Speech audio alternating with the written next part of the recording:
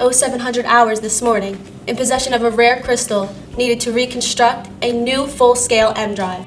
Which would prevail a gravity tractor to the asteroid in time to divert it. It's a bold move, Harris, and done without my advice or my authorization. Sometimes it's better to ask for forgiveness than permission. You taught me that, sir. It's only better if you get results. And we did, ma'am. We narrowly beat the Russians to that meteorite. But they can still build an EM drive from the prototype they stole from Kane's Industries, and then use it to launch their own gravity tractor, correct? Yes, but there's no telling whether they'll be successful. Or whether they have the same goals as we do.